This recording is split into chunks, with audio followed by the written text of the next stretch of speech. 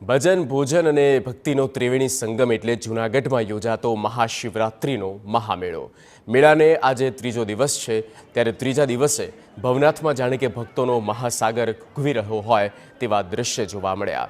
મહાશિવરાત્રિના મેળામાં 2 દિવસમાં 6 લાખ લોકોએ મુલાકાત લીધી. સાધુ સંતો ઉપરાંત દેશ વિદેશથી અનેક ભક્તો જૂનાગઢના મેળામાં ભાવભર્યું ભાથું બાંધવા આવી પહોંચ્યા છે.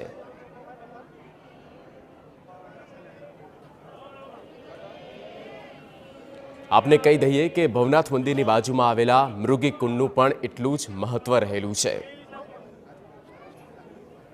મહાશિવરાત્રિના મહામેળાને હવે થોડી જ કલાકો બાકી છે. એ પહેલા આ મેળામાં ભારે રંગ જામ્યો છે. અત્યારે આપ જોઈ શકો છો કે ધોમ ધકતો તાપ છે, પરંતુ લોકોની ભીડ છે ઓછી નથી થઈ. લોકોનો ઉત્સાહ છે અનેરો છે. ઘણા લોકો અત્યારે મારી સાથે છે, એમની સાથે આપણે વાતચીત કરીએ. મહાશિવરાત્રિના મેળાનું એક અનેરું મહત્વ હોય છે. લોકો દૂર દૂરથી નાગા સાધુના દર્શન કરવા માટે પણ આવતા હોય છે, ભવનાથના દર્શન કરવા માટે આવતા હોય છે. આપ કેટલા વર્ષોથી અહીંયા આવો છો? અહીંયા આપને આવીને શું અનુભૂતિ થતી હોય છે? અમે ઘણા વર્ષથી આવી છીએ, 10 વર્ષથી આવી છીએ, પણ બહુ સરસ જાણે ભગવાન અહીંયા સાક્ષાત બિરાજમાન છે એવો અંદરથી ભાવ જાગૃત થાય છે. અને આટલું બધું માણસો કેવી રીતે ભોજન લેતું હશે એ એક ભગવાનનો ખુદ ચમત્કાર છે. સાચી વાત છે, કેમ કે ઠેક ઠેકાણે અન્ય ક્ષેત્ર પણ ગોઠવ્યા છે, લોકો સેવા કરી રહ્યા છે. અને અત્યારે પણ આટલો બધો તાપ છે, તો તમને એવું નથી થતું કે ક્યાંક ઠંડીમાં બેસીએ કે ઘરે જતા રહીએ? જય ભોલેનાથ. આ એવી ભૂમિ છે કે અહીંયા જપની ભૂમિ હોય. અહીંયા બધાને એકદમ શાંતિ અને સુંદરતા મળે છે, અને બધા પોતપોતાની રીતે ભગવાનના દર્શન કરે છે. અને સર્વ ભાઈઓ એક સાથે બેસી જ ભોજન લે છે, પ્રાર્થનાઓ કરે છે, અને આનંદમય વાતાવરણ સદા રહે છે. કાકા, તમે કેટલા વર્ષોથી અહીંયા આવો છો? पहली बात तो मुझे गुजराती समझती नहीं है क्योंकि अच्छा, आप कहाँ से आए हो? मैं महाराष्ट्र से आया हूँ. स्पेशली मेले के लिए आए हो आप? स्पेशली मेले के लिए आया हूँ, पहली बार आ रहा हूँ. और यहाँ पर आने के बाद मुझे ऐसा लग रहा है कि साक्षात महादेव का वास यहाँ पे है. आप पहली बार यहाँ पर आए हो? पहली बार आया हूँ यहाँ. किसने बोला था आपको कि यहाँ पर मेला अच्छा होता है? बस मैंने यही यूट्यूब पे वगैरह देखा था, रील्स वगैरह देखे थे, और इसीलिए मैं आया हूँ यहाँ पर देखकर. और मुझे महादेव का यहाँ पे साक्षात वास लग रहा है. એટલે ન માત્ર ગુજરાતી પરંતુ બહારના રાજ્યોમાંથી પણ લોકો આવી રહ્યા છે. લોકોનો ઉત્સાહ અત્યારે તમે જોઈ રહ્યા છો કે મેળો શરૂ થવાને હજી મહાશિવરાત્રીને હજી થોડી જ ટાઈમ બાકી છે, પરંતુ એ પહેલા લોકોનો ઉત્સાહ રંગે ચડ્યો છે.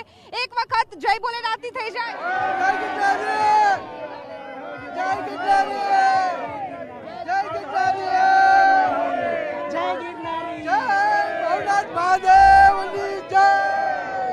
તો લોકોનો ઉત્સાહ જોઈ જ રહ્યા છો. આટલા પણ તડકામાં લોકો છે એ હર હર મહાદેવના નાદ છે એ ગુંજાવી રહ્યા છે. અને સાથે સાથે જે ભક્તિનું ભાતું છે, દરેક લોકો અહીંયા દેશ વિદેશથી આવતા લોકો લઈને જતા હોય છે.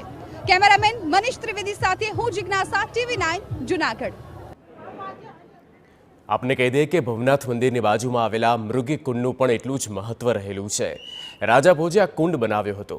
મહાશિવરાત્રિની મધ્યરાત્રિએ અહીં નાગા બાવાઓ રવેડી પૂરી કરી અહીં શાહી સ્નાન કરે છે. કહેવાય છે કે અહીં શાહી સ્નાન દરમિયાન તેઓ અદૃશ્ય થઈ જતા હોય છે. અત્યારે અમે ઉપસ્થિત છીએ ભવનાથ મંદિરની બાજુમાં આવેલા મૃગી કુંડમાં. આ એ જ મૃગી કુંડ છે કે જ્યાં મહાશિવરાત્રિની મધ્યરાત્રિએ દિગંબર સાધુઓ છે, નાગા બાવા છે, અહીંયા શાહી સ્નાન કરતા હોય છે. આ મૃગી કુંડનું સ્થાનનું અનેરું મહત્વ રહેતું હોય છે.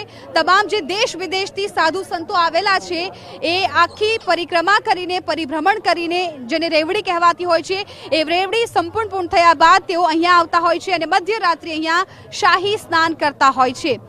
માનવામાં એવું પણ આવે છે કે અનેક એવા દિગંબર સાધુઓ છે કે જે પોતાની તપસ્યાને કારણે, પોતાની ભક્તિને કારણે અહીંયા અલિપ્ત પણ થઈ જતા હોય છે, અદ્રશ્ય થઈ જતા હોય છે. અને ખાસ કરીને મહાશિવરાત્રિની રાત એ તમામ સાધુ સંતો માટે ખૂબ મહત્વની હોય છે.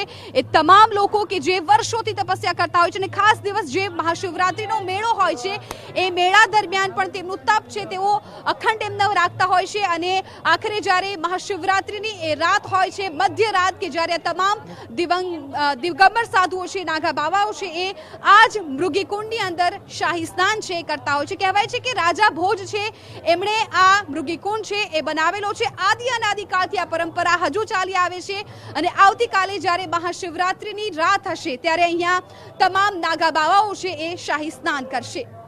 કેમેરામેન મનીષ ત્રિવેદી સાથે હું જિજ્ઞાસા, જૂનાગઢ.